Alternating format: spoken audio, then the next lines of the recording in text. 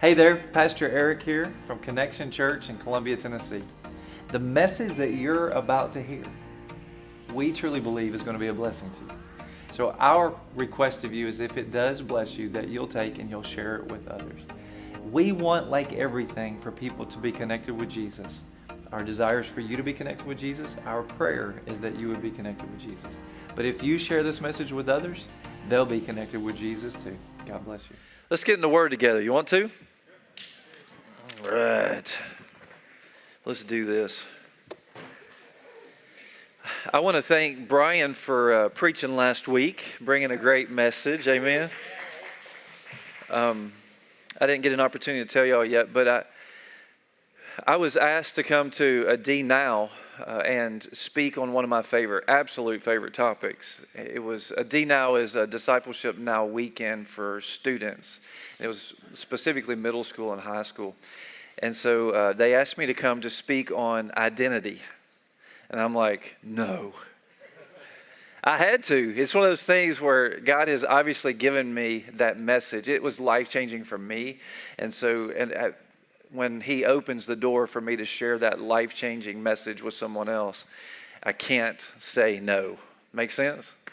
And so I preached Friday, Saturday morning, Saturday night, and then I got to come last week on Sunday and watch y'all worship. I sat in the back of the room.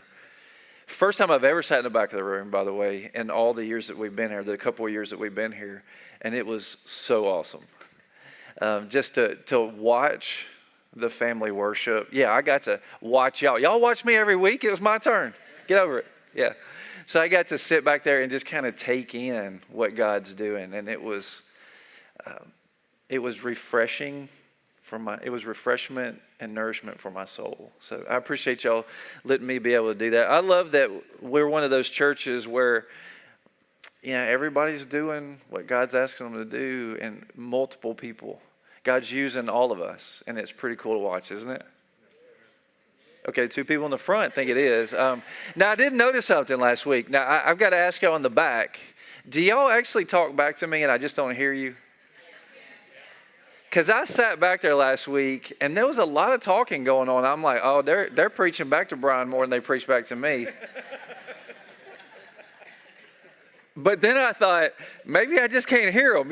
There's a chance that halfway back in the room you can't, because I'm like, man, that front row is just getting it this week. But when I was back there, I was like, oh, they're preaching. They're preaching. It's super good. Do y'all know this word, Shekinah? Have y'all ever heard that word before?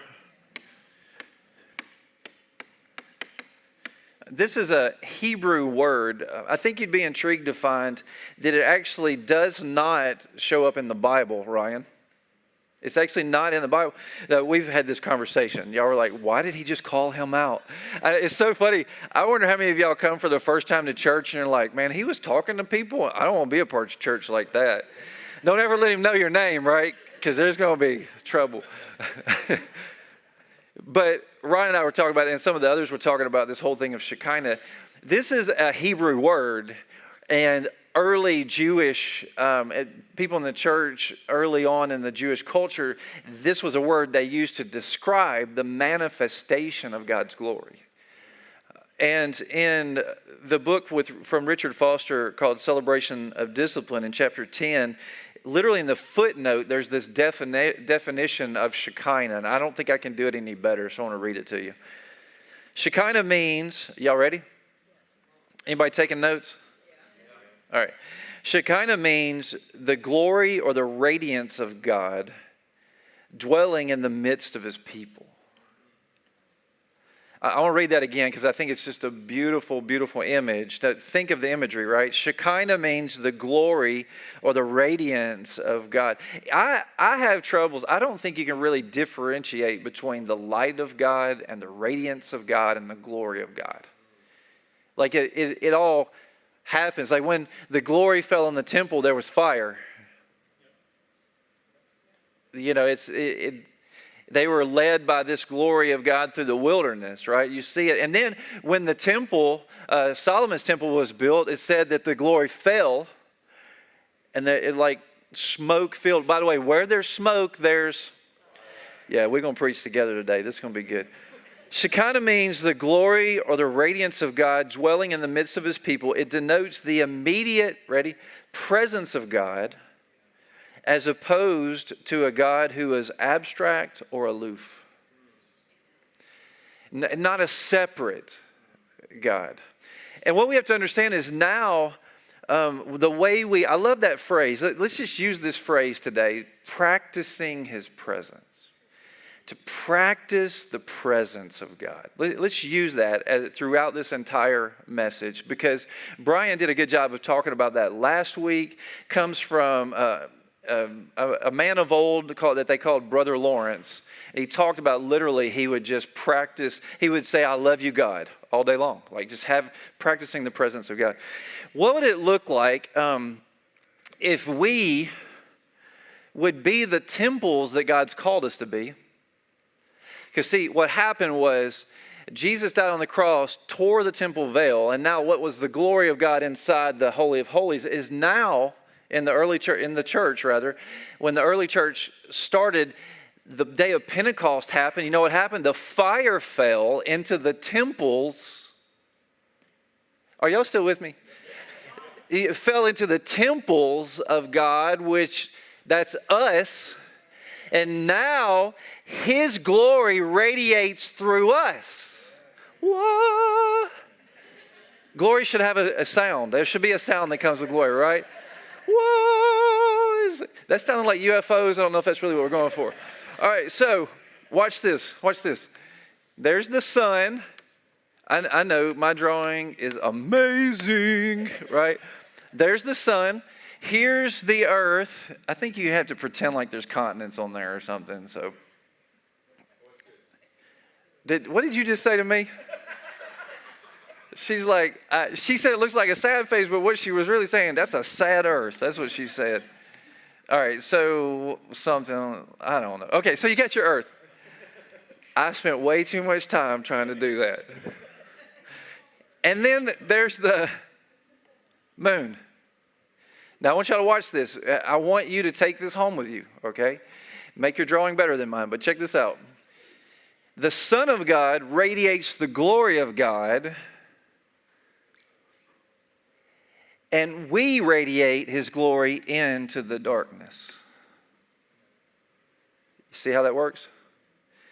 We are that reflection of his glory. That's what's happening. And so what we're doing is we're literally fixing our eyes on Jesus and all of his glory through his word, time in prayer, spending time alone with him, and he's filling his temple with his glory. And then we're radiating that into the dark side of into the darkness in the world. You with me on this? Then what would be the thing that would keep us from radiating if we fix our eyes on the earth?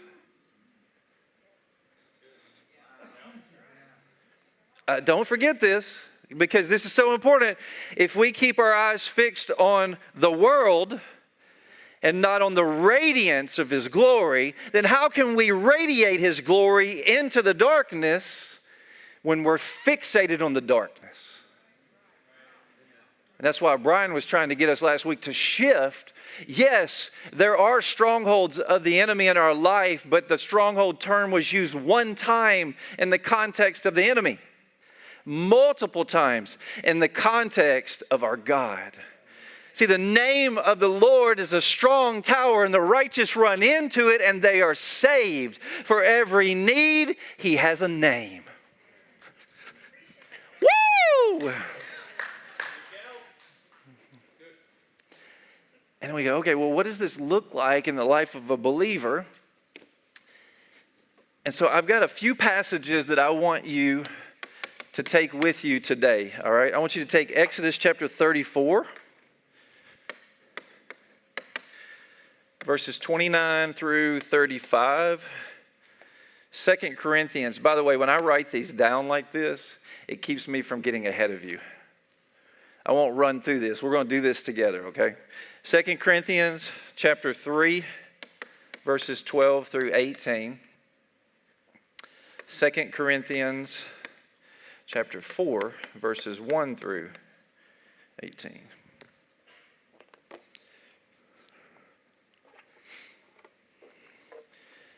So after you write that down, if you go ahead and turn to Exodus chapter 34, we'll start in verse 29. When you get it, say, I'm there. Wait, did y'all write that down? I got ahead of myself. Let that sit there for a minute. I still hear pages turning. I want to go ahead and get started. It says, Exodus chapter 34, verse 29 says, when Moses came down from Mount Sinai with the 2 tablets of the testimony in his hand, as he came down from the mountain, Moses did not know that the skin of his face shone because he had been talking with God.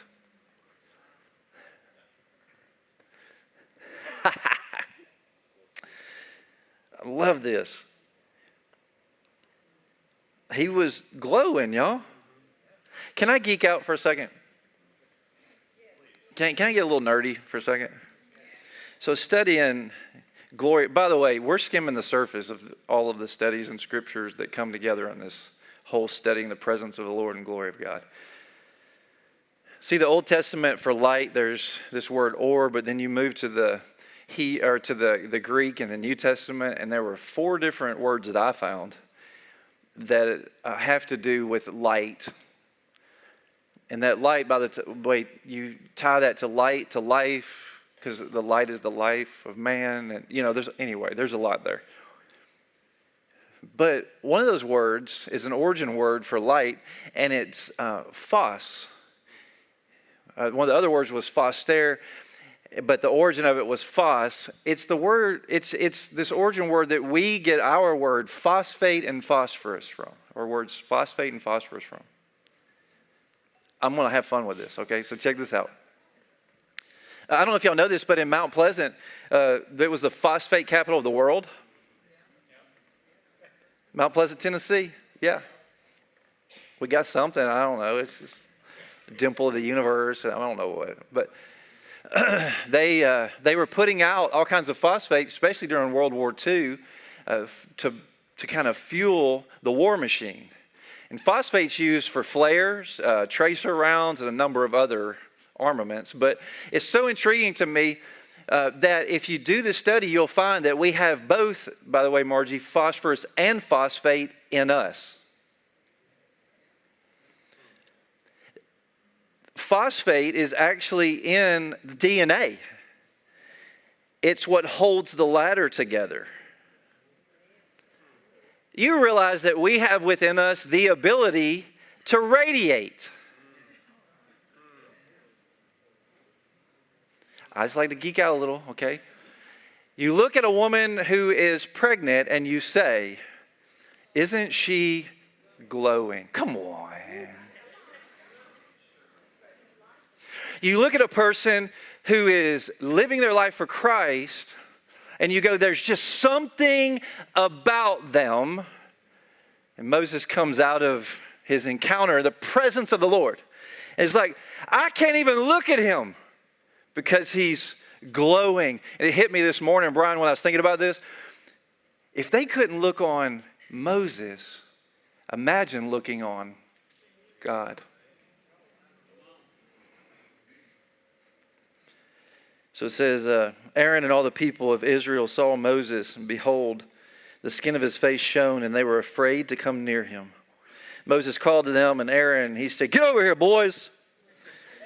Sometimes I like to speed through when I'm reading, and it's like, that's not what it says, y'all. All the leaders of the congregation returned to him, and Moses talked with them. After all the people of Israel came near, he commanded them all that the Lord had spoken, all that the Lord had spoken with him in Mount Sinai. And when Moses had finished speaking with them, get this, he had to put on a veil to cover his face. He put a veil over his face to cover the glory. Whenever Moses went in before the Lord to speak with him, he would remove the veil till he came out. And when he came out and told the people of Israel what he was commanded, the people of Israel would see the face of Moses, that the skin of Moses' face was shining. And Moses would put the veil over his face again till he went in to speak with him. You want to see that play out in the New Testament? All right, turn to 2 Corinthians chapter 3, and we're going to go there. Now remember this all in the context of when I look upon the face of Jesus, when I fix my eyes on Jesus, when I practice the presence of the Lord. See, here's what I want y'all to understand. If you're a believer, He is present. My question is, are you? Did I need to come down here and ask a question?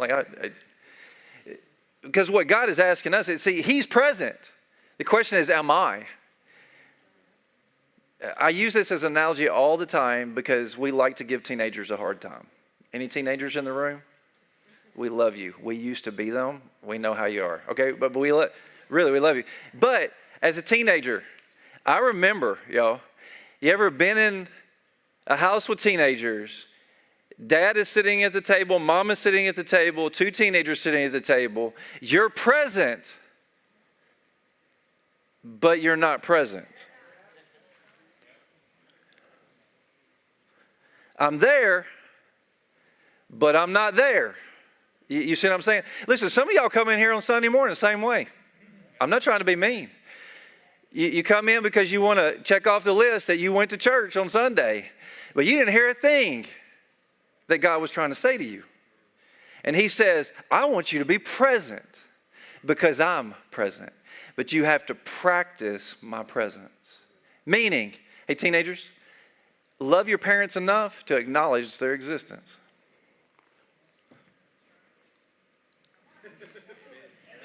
Parents, you can pay me later. In all of your ways, acknowledge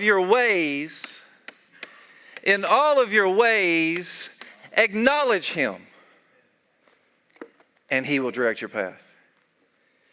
I like to break words down. Time to act out what you know. Acknowledge Him. In all of your ways, acknowledge Him. And He's saying that's what practicing His presence is. He's there. But He's saying, do you even know I'm here? 2 Corinthians chapter 3, starting with verse 12. Since we have such a hope, we're very bold. Not like Moses, who would put a veil over his face, so that the Israelites might not gaze at the outcome of what was being brought to an end, meaning the old covenant was going to be coming to an end. But their minds were hardened. For to this day, when they read the old covenant, that same veil remains, get this, unlifted, because only through Christ is it taken away. See, Jesus, when He died on the cross, the veil that was between the holy place, the glory of God, the presence of God, was torn. It's interesting that it wasn't torn from the bottom up, but from the top down, meaning God tore it. Y'all, that's a whole sermon in and of itself. He tore it from the top to the bottom. He said, now enter into my presence. Come boldly into the throne room and find grace and mercy in your time of need. Because we have a high priest who is the gate. He is the way. He is the truth. He is the life. He is the resurrection. He's the bread. He's the gate. He's the shepherd. He's the one. He's the access to the presence of God.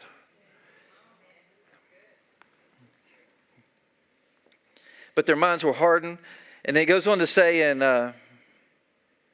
in verse 15, yes, to this day, whenever Moses is read, a veil lies over their hearts. Listen, I'm praying like everything that God will tear back that veil from people's hearts today.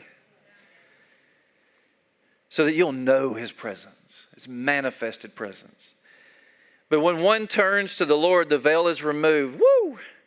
Now the Lord is the Spirit, and where the Spirit of the Lord is, there is freedom.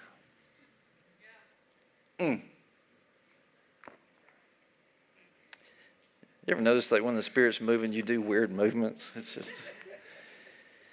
And we all with unveiled faces beholding, ready? The glory of the Lord. Do you see it? The glory of the Lord are being transformed into the same image from, and I love this, there's different translations, from one degree of glory to another. It's from glory to glory. From glory to glory. Wes, I'm going to jump in here with Secrets of the Secret Place. It's a book that Wes loves to use in discipleship. And there's this one chapter on, I gotta find it. It's funny, the secret of radiation therapy. You're like, that's just weird. Well, let me read it first. He says one last chapter in this, or one last thought in this chapter is done. When Moses was on the mountain with God for 80 days, in the immediacy of God's fiery glory, the only reasonable explanation for his not dying from the radiation exposure is to suggest that God still withheld from Moses the full strength of his glory. However,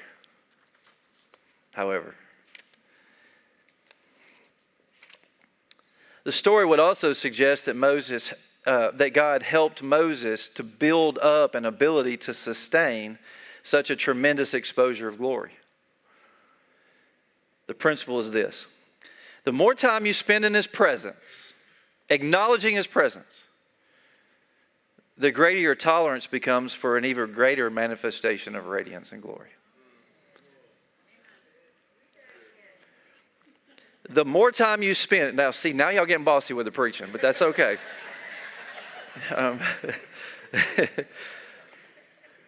Y'all have become so much fun lately. So, the more time you spend, in his presence, the greater your tolerance becomes for even greater manifestations of his radiance and his glory. Now, it's about to get cheesy, so just go with this. We said, can we call it a suntan? Now, just go with this. I want you to hear this. I know it was cheesy. But listen. You're like, man, that was so good. And then you had to go there. Like, yeah, watch this. Get this. We're not even there yet, bro. Watch this. Those who expose themselves to large quantities of the radiation of God's glory become candidates for even greater glory, from glory to glory. See, what you're seeing is we're graduating from one glory to more glory, graduating from glory to glory. But it happens by spending time in the radiance of his glory. Then you get into chapter 4, because you can't stop. You've got to keep going. You're like, well, hang on a second. The thought's over because there's a number there. We put the numbers there. This was all one thought. And it says this: therefore, having this ministry by the mercy of God, we do not lose heart. Come on, y'all.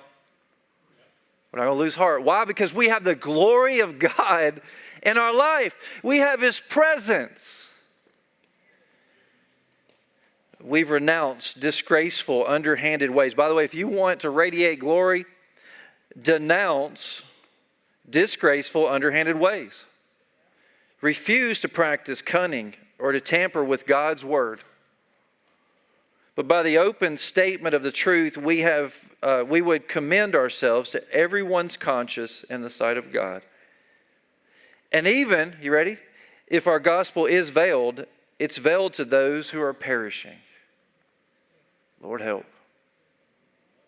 In their case, the God of this world has blinded the minds of the unbelievers to keep them from seeing the light of the gospel of the glory of Christ. You just can't separate light and glory. Who is the image of God? For what we proclaim is not ourselves, but Jesus Christ as Lord, with ourselves as your servants for Jesus' sake. By the way, you want to glorify God? Serve others. I'm going to preach on that one next week. Oh, I shouldn't have said that. Y'all won't come. Here we go. For God, who's still listening? For God, who said, let light shine out of darkness, has shown in our hearts to give the light of the knowledge of the glory of God in the face of Jesus Christ. It's all summed up right in that verse, y'all. That light is in us. as we fix our eyes on the face of Jesus, his glory lights in us. And we radiate. And there's the word manifest. It shows up here as we keep going. But I want you to see, but we have, verse 7, we have this treasure, this light, this glory in jars of clay to show that the surpassing power belongs to God and not to us. You are a temple. Your heart is the Ark of the Covenant. And literally, his presence is in you. So many times we just deny his presence. It's interesting because it goes on to say, we're afflicted in every way. Y'all, this is the really good part of the message. Y'all ready for the fun part? Yeah. We're going to have a blast with this. We are afflicted in every way, but we're not crushed. Maybe you don't know. We have the glory of God in us. You know what I'm saying? It's like we're not crushed. It says we're perplexed. Ever been there before? It's like, I'm perplexed about this message. No, it's like, you ever been perplexed? But not driven to despair. Persecuted, but not forsaken. Struck down, we're not destroyed. Always ready, carrying in the body the death of Jesus, so that the life of Jesus. By the way, John chapter 1 says, and this light is the life of man. The life of Jesus may also be, ready, manifested in us. Manifested in our bodies. For we who live are always being given over to death for Jesus' sake, so that the life of Jesus also may be manifested in our mortal bodies. So death is at work in us, but life in you. Here's what happens. When I glorify God and I manifest his glory, somebody else sees God. Listen, if you don't get anything else from this message, get this. As you glorify God, they see God as real. Now, some of them may be veiled. That don't keep you from manifesting his glory in your life. You give that glory back to God unashamedly. You know what happens? There are going to be some that see the light and they're drawn to the light because you have shined the light in the darkness. And they are drawn to that. So it kind of brings me to a couple questions as we wrap it up. One is this. What do I manifest? I mean, you say, well, what is this word manifest? It's like when something that's intangible becomes tangible. When something that can't be seen is seen, there's a manifestation of that. So when we glorify God, we're manifesting him. That's what the verse says. And so we go, okay, what does this look like in my life to manifest him? And I've seen it happen time and time again. I know y'all get sick of me saying these things over and over. But if you've never heard this before, I've said it many times. You haven't been listening. But check this out. Many times people come to me after a service and they'll say, I came in and it was the first time I've ever come here and I don't know what happened to me. I cried the whole service. And I look at them and I say, I know what it is. It's the glory of God. It's the glory of God. It's the presence of God. You come into the presence of God. You know what happens? Things. I mean, you can't put like one thing on it. You know what I'm saying? It's like, what does he want to say to you? And he does that. Why? Because God was being glorified in that service. I mean, we have a saying that we continually say, and that is, come get your glory. This is not about us being glorified. It's about God being glorified. Amen? And as God is being glorified, you know what's happening? His presence is being manifested to someone else. And he said, I think that's why it says, and if you will lift me up, if I be lifted up, I will draw all men. Come on. Yeah, that's what that means. And if I be lifted up, meaning I be glorified. If you glorify me and lift me up, I'm going to draw men unto me. Woo! So it's like, it's kind of like the thing of like, what does God want me to do today? Glorify him. What does he want me to do today? Spend time in his presence.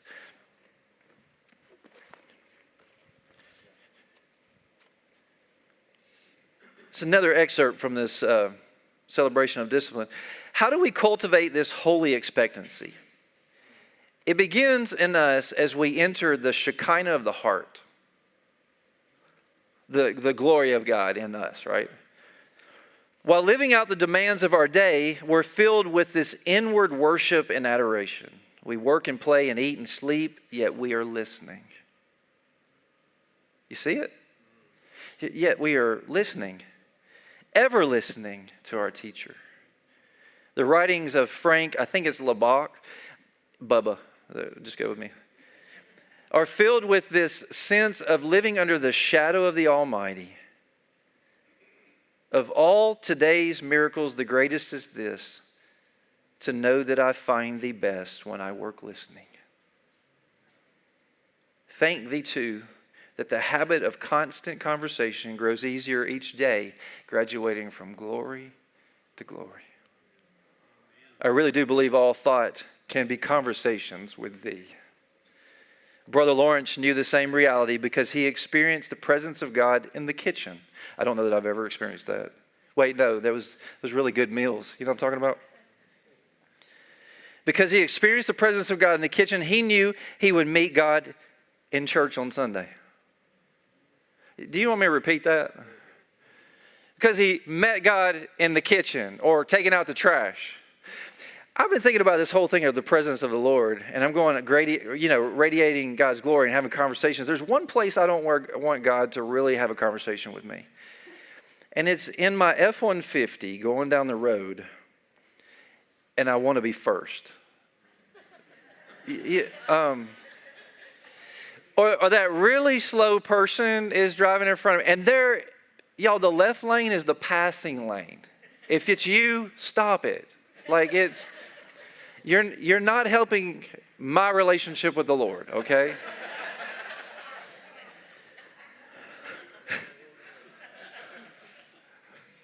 I don't think this side heard it. So what I'm saying is the left lane, amen, he's still working on me. Yeah. But what if in my F-150 I was practicing the presence of God? Because as Margie and I were talking last night, she had mentioned this. She grew up and she was taught that it doesn't matter if mom and dad aren't watching because God always is. We had a culture that didn't teach that. Right? But if we could get back to that mindset of no matter who is watching, God always is, I think I would probably practice his presence a whole lot more. And if I can practice his presence when nobody is watching, imagine what can happen when they are. So what am I manifesting? I don't know, maybe that's a good question for you to ask yourself too. Because I think we can manifest things that are more of darkness than they are of light. And God's calling us to manifest what is light. And then the next question is, am I practicing the presence of the Lord? Am I? And like Brian said last week, it's tomorrow more, right? Like, let's don't go for all in. Let's go for all in. That was bad preaching right there. He says, all your heart, all your soul. But the point is this, establish some goals to move towards him. He says, if you draw near to me, I'll draw. He's already there, but what he's saying is acknowledge me. Draw near to me, and I'll draw near to you. Abide in me, and I'll abide. How do you abide? Abide looks like this: by obeying my commands, by loving me enough to obey me. And I'm going to tell you, when you obey him, you manifest the glory of God in your life and into the lives of others. Yeah. I always do this. What would it look like if a church, what would it look like if this group right here decided that we're going to radiate the glory of God this week? Now, some of you are already doing it. But some of us, we got a lot of work to do. Amen? We got to lean in. And I'm going to tell you, after detoxing off social media, By the way, that's real. I mean, when you have an addiction, there's a detox that happens. I have enjoyed having real, tangible, manifested conversations with other human beings. And then I'm like, I've had enough. I need to go away for a minute. Right? It's just a thing. But there's something to this. And what I've come to realize is this. As I was studying this week, I've come to realize that I really need to practice the presence of other people that will help me practice the presence of a God I can't see. What I mean is, I got to start having real conversations everywhere. I start to learn how to have conversations with the people in front of me, and it helps me to know how to have a conversation with the one I can't see. And then as I have a conversation with the one I can't see, it helps me to have conversations with the ones I can see and I'm not real happy with right now. I think that helps us, right? And I want to move down that road. Before I have y'all stand, I want to tell you about this guy by the name of Jonah. Y'all remember Jonah? He gets a bad rap, Jonah, doesn't he? Because he disobeyed God. But can I tell you in Jonah chapter 1, you know what it says about Jonah? The Lord spoke to him, said, I want you to go to Nineveh. It doesn't just say, hey, he said to him, no, I won't go. You know what it says he did? He got on a boat to go in the opposite direction to get out of the presence of the Lord. Read it. It says it twice in Jonah chapter 1. He was running from the presence of the Lord.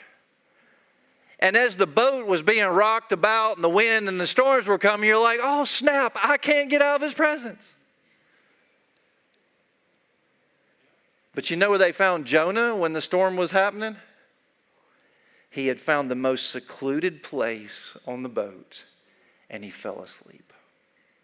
And my question is, how many believers in a spiritual sense, y'all, have been running from the presence of the Lord, and we found the most secluded place we can to spiritually fall asleep?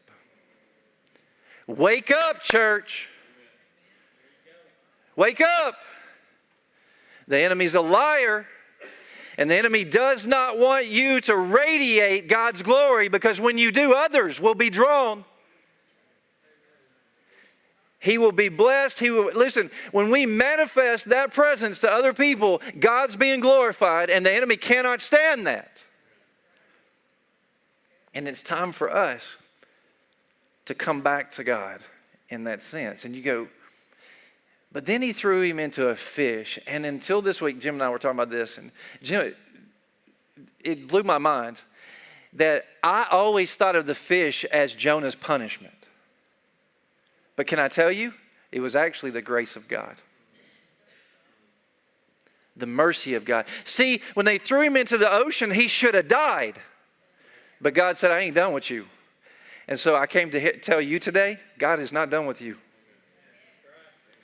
I don't know, it's an awful image, but I'm hoping that you'll be thrown up onto the shore today. I don't care. I mean, it's like, take that image, run with it. But I want you to run into the presence of God. Stop running from Him. Run to Him. Radiate the light of the glory of God in your life by being obedient to Him today, because He is merciful. He's merciful, and He will forgive you for running, and He will put you back on the course to Nineveh.